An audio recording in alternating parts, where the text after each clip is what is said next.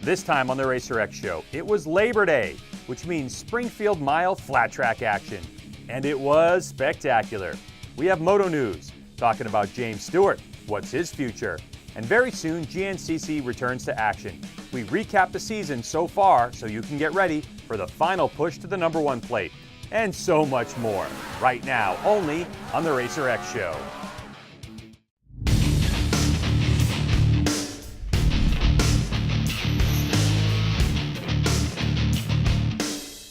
Hello and welcome to the Racer X Show, presented by Chaparral Motorsports.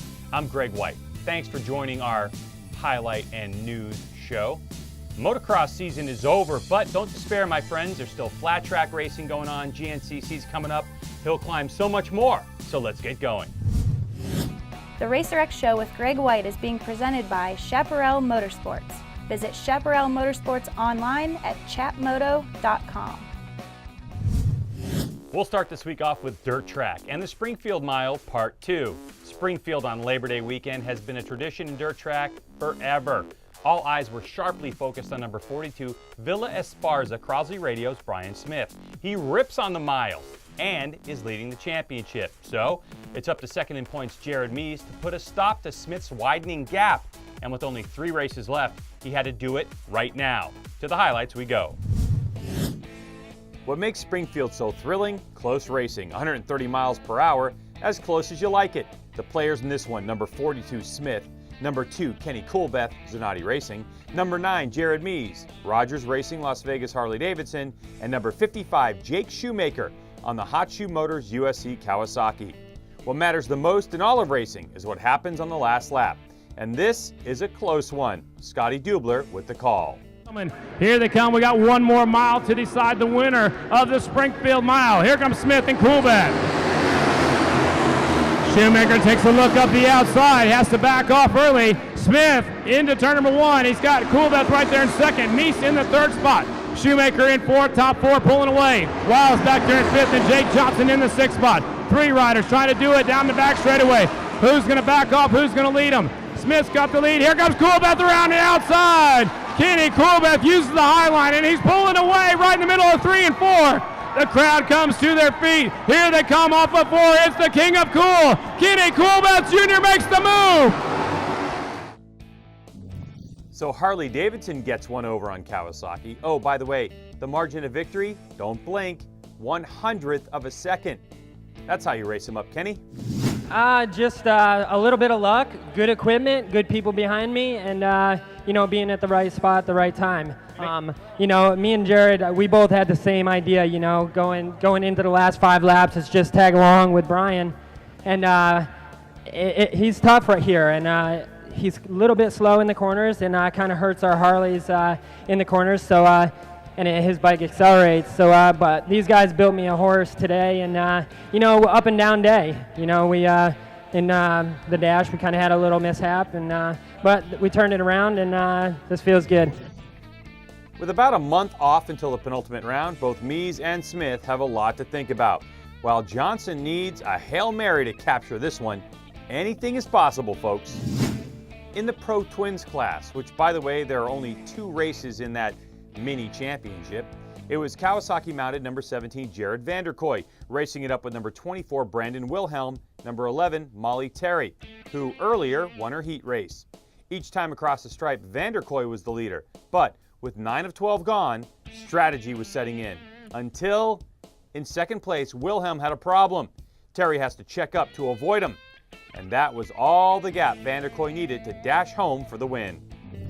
So Molly Terry, her first pro race podium finish, but Vanderkoy wins the 2nd and final Pro Twins race of the year. He won both Springfields. Yeah, it feels good to be up here again. Won it last in May, and I just got a whole shot and had fun with Molly and Brandon, and it just pulled off for me. And looked back after the checkered flag, and Brandon wasn't there, so must have broke. That's too bad. So. Yeah, it's a great day. I fast qualified, won the heat, won the main, so can't complain about nothing. Like I said at the beginning, only 2 races in this Pro Twins class. Now it's back to the singles at the end of September. So for now, I guess congratulations to Vanderkoy on this championship. Let's get you to some Moto news. Last week, we told you about all the musical chairs and team changes that are taking place right now in the motocross world. But there is one name that we left out because of what would best be described as an uncertain future. The name of that rider? James Stewart. Ever since he was told by the FIM in late June that he's tested positive in early April for having an undeclared substance in his sample, which was widely recorded to be Adderall, an amphetamine that is often prescribed to patients with attention deficit disorder. Stewart and his Yoshimura Suzuki team have been on a roller coaster of a ride that's mostly been, well, unpleasant. Provisionally suspended by the FIM, Stewart asked for a hearing and continued to try and race in the Lucas Oil Pro Motocross Championship, which is not sanctioned by the FIM. But his results were mixed, and he pulled out of the second moto at Spring Creek back in late July due to experiencing some dizziness. No one might have guessed that it was the last time we'd see Stewart this summer. Now that the time is coming for the final FIM hearing, which will likely determine whether or not Stewart will be allowed to race in the 2015 Monster Energy AMA Supercross Championship, which is co-sanctioned by the FIM, Stewart has not been talking with anyone in the motocross media. But he did report on his Instagram a couple of weeks back that he was looking forward to participating in the one-off Red Bull Straight Rhythm event coming up at Pomona Speedway October 4th, and just after the last Outdoor National at Utah, which he didn't participate in, Stewart posted a simple message, quote, "Time to regroup and prepare for 2015. What's it all mean? Your guess is as good as mine. We'll keep you posted on James Stewart as this story continues to unfold. GNCC racing is some pretty simple stuff. Get some gnarly off-road riding, loop it about every 8 to 12 miles, and go racing, between the arrows of course. Then there's pit stops and pit strategy. But basically, whoever gets to the checkered flag first wins. Next weekend, September 6th and 7th, the Amsoil GNCC Racing Series presented by Maxxis is back in action. So far, the series has raced 9 of 13 rounds. And now, coming off the midsummer break, we've put together a short reminder of where we are and how we got here. The 2014 season landed at a new venue in Brunel, Florida, and as chance would have it, it was called the Mud Mucker GNCC, named after the park, actually. In the XC1 motorcycles, the pre-season chit-chat was about last season's rivals, FMF KTM duo of Caleb Russell and Charlie Mullins. However, a first-turn crash ended up collecting both riders, giving the early lead to Paul Whibley. But by lap 2, Mullins found the lead and the win.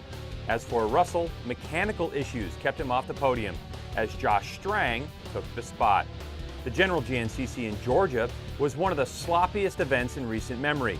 After dealing with mechanical issues in Florida, Caleb Russell came from 5th place on the first lap to take the win in the muddy Georgia clay, with mud specialist Jordan Ashburn returning to the podium, Paul Whibley 3rd.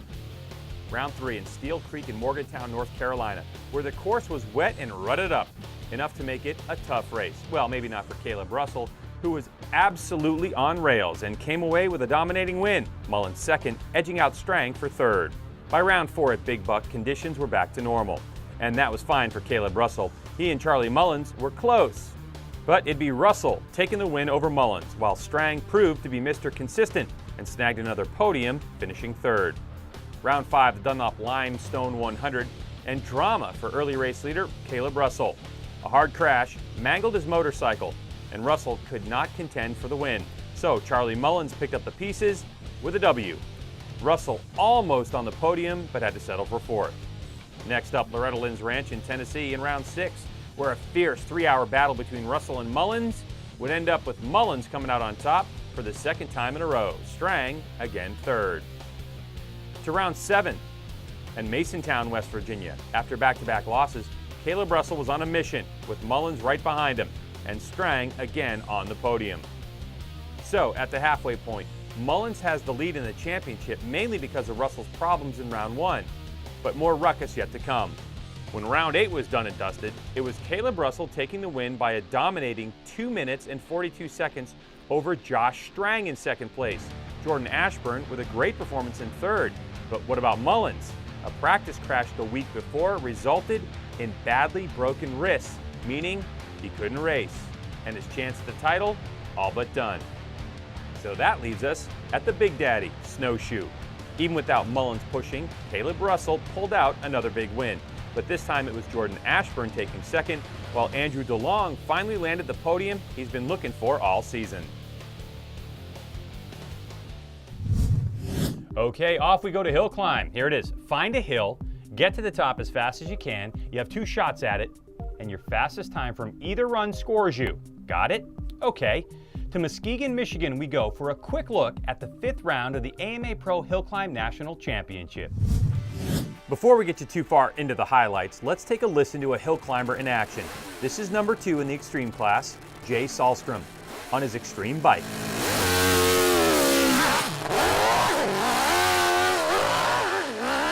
That run would put him 5th overall. But in the extreme class, it was all number 1, John Kester, with this run. He put himself on top with a time of 5.618 seconds.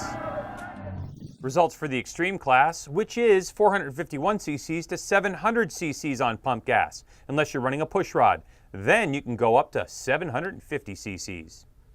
For the Pro Extreme class, Sahlstrom, who is the unlimited champ, has 2 wins to Kester's 3.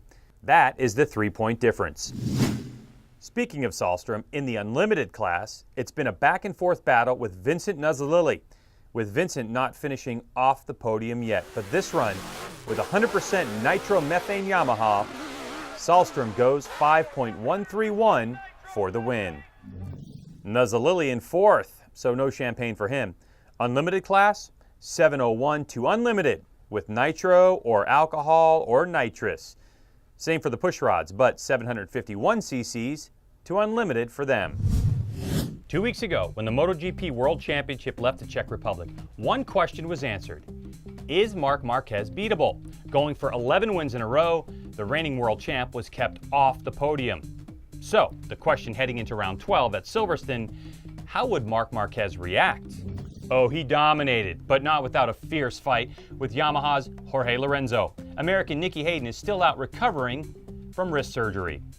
With 6 races to go, the battle now is for race wins. Can anyone not on a Honda win a race this year? We'll find out September 14th in Italy. Want to get out and watch some racing? We want you to this Sunday in New Berlin, New York. It's round 10 of the Amsoil GNCC series presented by Maxxis. I might even show up and race on Sunday in the C class. So can you. XC1 ATV Saturday, XC1 motorcycles on Sunday. And if you don't go to GNCC this Sunday on television, September 7th, the best amateurs in the country duke it out for a national championship on NBC SN. It's the Rocky Mountain ATV MC Amateur National Motocross Championship at Loretta Lynn's, presented by Amsoil at 1:30 p.m. East, 10:30 a.m. West. NBC SN, make sure you check it out. The Racer X Show with Greg White is being presented by Chaparral Motorsports. Visit Chaparral Motorsports online at chatmoto.com. Hey, do you know you can buy this cool shirt and a lot of cool Racer X stuff at racerxbrand.com? Yeah, so get there and shop around. Take a photo and Instagram it or tweet it of your Racer X stuff, and we'll see what happens. Well, that's it for us. We certainly hope you enjoyed it. Check out all of our social media links. Like us, follow us, all that kind of stuff. You can follow me personally on Twitter. It's @GregWhite. And for the fine crew here at the Racer X Show, presented by Chaparral Motorsports and Racer TV, I'm Greg White. Remember, we are all racing all the time. Bye-bye. Woo, we're done. P1, let's pop some corks.